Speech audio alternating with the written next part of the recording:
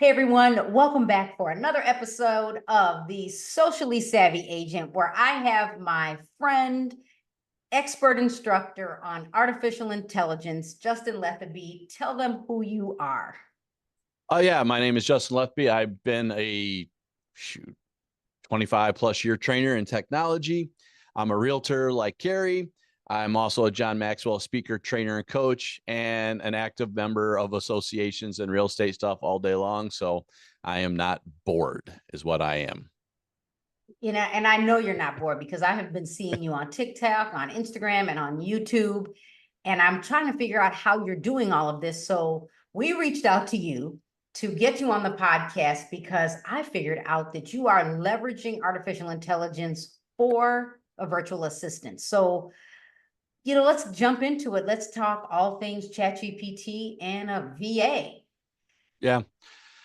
So go for it, Justin. Tell us how, before we even started, recording, you kind of talked to me about how you're in the car a lot. And what happens as realtors or business owners or entrepreneurs when we're in the car and we're driving? Well, yeah, I was talking to you earlier, and one of the things that I'm fascinated enough, and I was telling Carrie early on, is the ChatGPT app came out a while ago, but it's been within the last 15 to 30 days that I went, let me try something. Because, well, let's step back. Because what troubles us is someone like Carrie or myself, realtors, whoever, if we're driving, we are losing dollars, right? We are losing dollars because, well, we're not doing anything productive. We can't get anything done. And I got to wait. And my memory stinks. So by the time I got a great idea, by the time I get home or to my office, I've already forgotten the great, amazing idea. I'm like, okay, well, shoot, this ChatGPT has an app. It actually has a little headphones that you hit on it and it talks to you. And it's actually really good. So inside the ChatGPT while I am driving, now, please understand every state has their own rules. Illinois just came out with some new rules. So please make sure you're abiding by all rules when I'm telling you this. But I'm going to tell you, I hit that microphone and I sit there and I'll do several different things depending on the day and depending on the moment. Like this morning, I was driving with ChatGPT. I got to do a script because I'm getting ready to be installed as a president for my association. And I said, hey, I need to create a funny little script interrupting my president's video and inviting them to the installation. So for 15, 20 minutes, me and ChatGPT were talking back and forth, perfecting that script. When I get done with this, I will now create the video because it's already written, already done. I just got to go and do it. So I will use ChatGPT to brainstorm with me to get things done. So I do it for tasks. What's that? I was going to say, what's interesting about that is, you're an innovator and, you're an entrepreneur and you're someone that's always thinking. The fact that you said that when we're in the car, we're losing dollars, and the fact that you're like, I'm going to leverage ChatGPT and ask it questions and to help you think. The great thing is now it's been recorded there. So the script is already done. Now you can go back to your office and keep working. Right. So you're going to say something about tasks because listen, I just hired an actual assistant and I leverage AI, but I am so interested in the concept of a virtual assistant and a task list. So tell me about that. Well, now I will say I'm always going to leverage and lean towards an assistant, right? A person, because I just like that human interaction. I just don't have that price book right now. So for essentially free, I have a virtual assistant. I have ChatGPT. As I tell a lot of people when I train Gemini, Copilot, they do similar things. I just think ChatGPT right now is just that much farther ahead of the game. So I use it. I trust it. But I will tell it, I will look at my calendar before I get up in the morning. And when I come in, I say, okay, here are the 5 things I got to get done today. Here's some of the goals and objectives, because one of the things you got to do with ChatGPT is give it context and goals, because otherwise it's going to run rampant on you. But I will tell it, here are the goals for the day. Here are the key factors I have to get done. Let's brainstorm and figure out how I can prioritize my morning to be the most effective. And then, again, I'm just talking to it in natural language anymore at that point. And we will lay down, 10, 5, 15 tasks and do it. And then I can copy and paste and put whatever task tool I would like, or whatever I do. Sometimes I'll be honest, if I really want to automate this process, I will do it in Gemini, and Gemini will sometimes take it over into my task list in Google, which is actually kind of nice. Okay, so so you're having this live conversation with ChatGPT or Google Gemini, and you're saying, these are the things I need to accomplish, and it'll give you the task list. Have you taken it a step further and said, here's my list, what should I do first? Because I'm just convinced I'm self-diagnosing ADHD, and I'm every entrepreneur probably has a form of distracted by distraction. Have you asked it to prioritize what you should get done first? Maybe this is, you know what you don't want to do. Like, have you said, I don't want to do this, this, or this, but I know I need to get this done. Can you prioritize everything and tell me how long you think it might take for each task? So yeah, absolutely. And what I will do as a trick to this, right? You have to be a person that has actually read a little bit or know some things inside the world of task management. I've read a lot of books. So depending on my mood and what I do, I will say, okay, reference GTD, getting things done, or reference Atomic Habits, or reference Pomodoro effect, right? I will say, reference this before I say this. I say, okay, here, I need you now to prioritize my task list. If you don't know, ask me questions. I need you to be my brainstorming partner, right? So I will ask it to tell me that stuff. Sometimes I'll be honest with you, the first time, because I tell everybody, AI is a 3-year-old kid and it thinks it knows better than us. Like every 3-year-old or 3-year-old 5-year-old, kid. and let's not even talk about the teenagers. Right. Let's not even go teenagers right now. So I tell it, and I'll be honest, there's times I got to revisit, but I don't mind, because it's, for me, I'm teaching my assistant how to be a better assistant. And I'm okay with that, because you got to do it no matter if it's in person or if it's virtual. So I will do that. And yes, it will prioritize. And I have actually, you guys, I don't know if this will be video or not. I actually had it build me outlines timed for what's going on. So I know exactly how long it's going to take, what day I need to get certain steps done, and how it's going to do. And as an entrepreneur, the value of that is it tells you this, if you need to get this done, whether it's lead generation or a project, working with a client, it tells you you can't do something else because this has to get done because you timed it out. Yes. Right. Yeah. Because I'm lousy at that. Like, as a trainer, I'm a good speaker. I'm not an amazing course writer, and I'm not an amazing instruction development person who have mastered project time management. They have mastered that. I have not, because again, I'm in the car, I'm doing other things. I got ADHD like a lot of us do, right? So that's not my skill set, but this tells me, and now I've got a Bible to live by, and I follow it. I follow it meticulously because I believe in it. So I do that a lot, but I will tell you, the trick to it is you have to at least know models that you want to duplicate or mimic, because otherwise it's going to go on its own guesswork, and you do have to give it baseline parameters. We do have to use our existing knowledge base to be able to do that, or someone else's.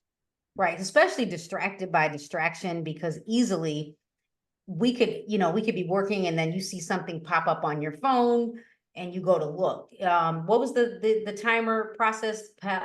Pomodoro?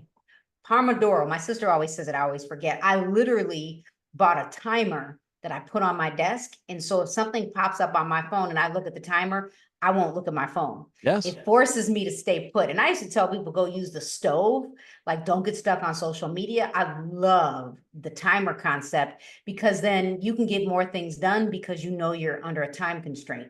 And we know that, especially as entrepreneurs or someone that gets so hyper focused, that you can probably get 5 hours of work done in an hour and a half because you set a timer, and now you're like, I'm all in, we're going.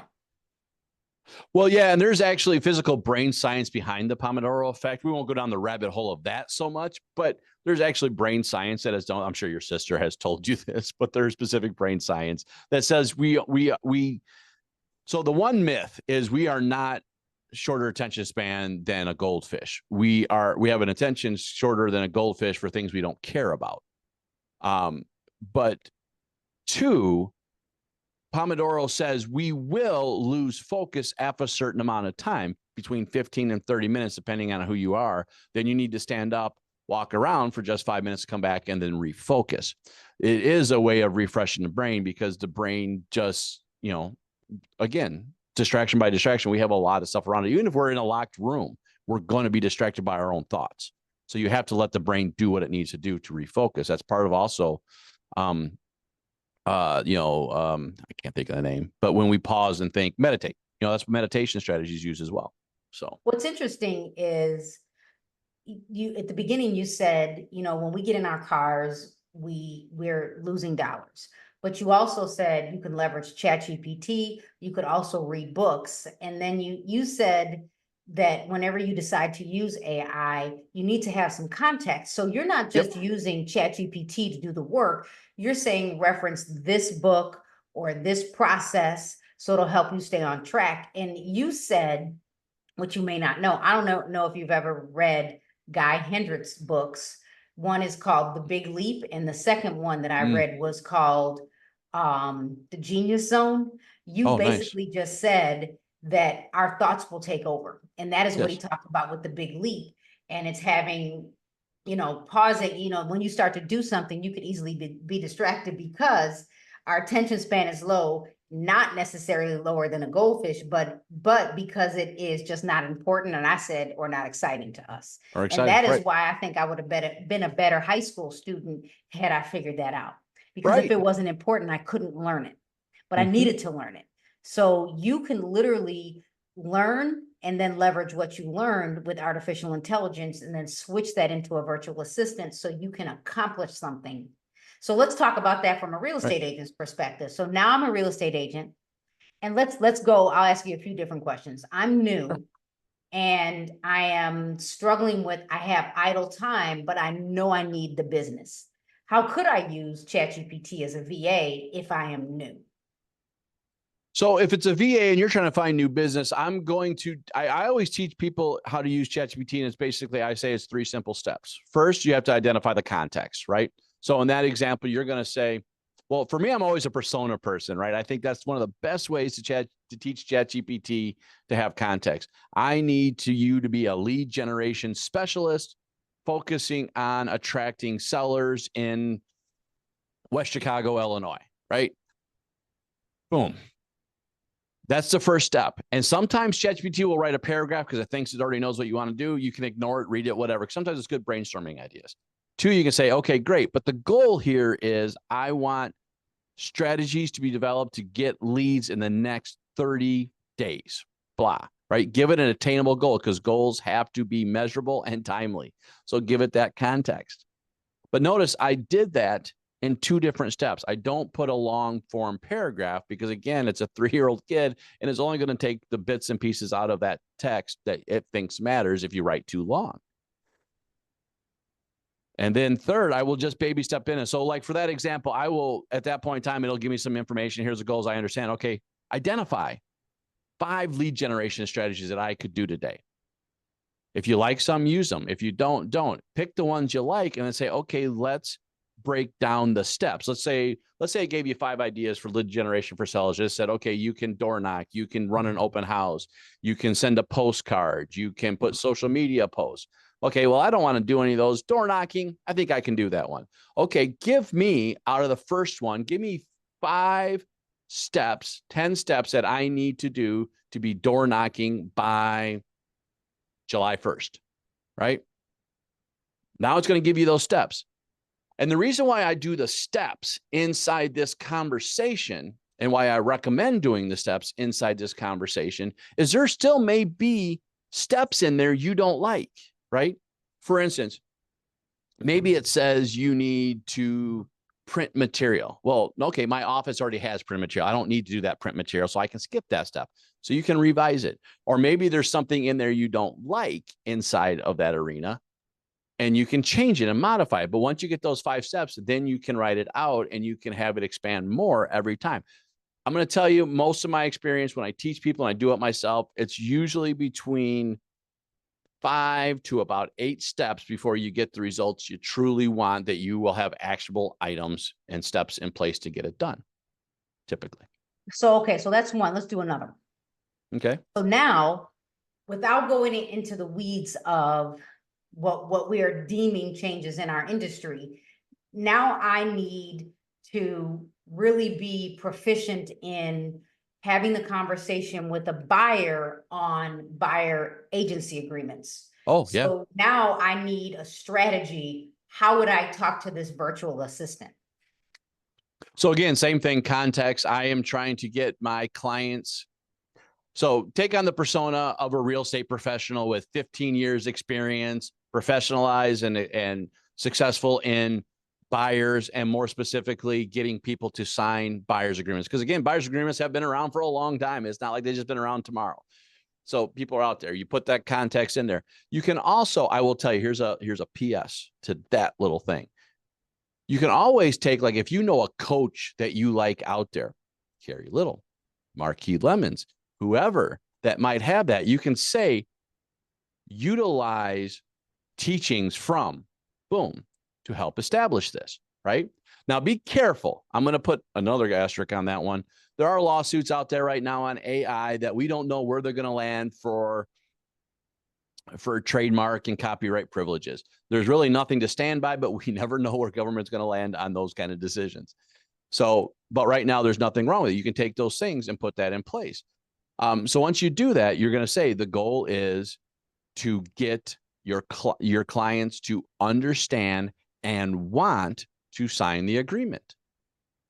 I love Then it. you 'Cause say, you put in the persona, like you said, right, you ask it to give you, you know, so the goal is to be able to understand buyer agency agreements and have a process in place to go over the buyer agency agreement by whatever date. Cause then then you can, you know, do role play with ChatGPT, and with then ChatGPT. it's Yeah. right. You could, and then Yeah. identify, you know, lead sources. So give me ideas on who I can practice with. Yeah. Who can I practice on? Right. So I will also say one other thing you can always do, and people forget about this. I could actually copy the buyer's agreement into ChatGPT, so it can give me a script that I can read that to them. Excuse me. I can read that to them and move forward, so I can explain it to them. And then are you paying for ChatGPT? Do you have the full version? And that makes a difference because, you know, there's 3 versions. We got 3.5, we got 4, and now we have 4 Omni. So, and I'm going to suggest that you pay for it, but even if you don't, you could literally leverage the document and say, can you take this document, the VA, and can you take each paragraph, depending on which state you're in and how the buyer's agency agreement looks, because you could have exclusive, non-exclusive, exclusive, but it is required. It will be required by August 17th. And let me just say this, definitely go look up competition.realtor so you can do your own research, work with your managing brokers, and work with your local and state associations so you understand how the agreement functions. But you could definitely ask it to bullet point every paragraph so you can practice having a conversation with the consumer, whether they decide to do exclusive agency or non-exclusive agency. So you can have a live conversation with I mean, if you're paying for it, you could actually just type those 2 websites into your chat too, and it will do it for you. I'm just saying. There you go. And that's the that is the power of having a virtual assistant. For years, like I had been saving money to hire someone, and I did end up hiring someone sooner. And the value of that is that it's freed up time. But the idea of being able to have a virtual assistant using AI for about $20 a month, it's worth every penny. So let me say this. I would say having ChatGPT and Canva's about $120 for a year. It's worth the $10 a month if you pay up front. ChatGPT is $20 a month. It's worth every penny because when we started selling real estate, it costed us so much more money to advertise. It's worth, just stay out of Starbucks for about a week and you'll be able to pay for it. You already know. So let's do this before we end. Give us, or anyone that's listening or watching, 3 ways they can leverage ChatGPT, Google Gemini, Copilot, or maybe even Perplexity.ai as a virtual assistant. So we hit on a couple, but I'm gonna go a little different route. But I will start with the first one. I think it's one of the best tools to prioritize and designate your task list for the day to keep you super focused. I think that's an extremely good way to do this. 2, I love it because I think we're all content creators, even realtors these days, but that is not your best dollar per hour. So backstepping for 30 seconds, I always teach people that AI / your virtual assistant is to be used for the spots that you are weak in or not your best dollar per hour spent. So most realtors are good at networking, in-person, hand-to-hand combats, showings, negotiating, things like that, things that AI currently cannot even come close to doing. So use it to build your social media content. You may have to do the video, but you can have it build your video. So 1, prioritize your list.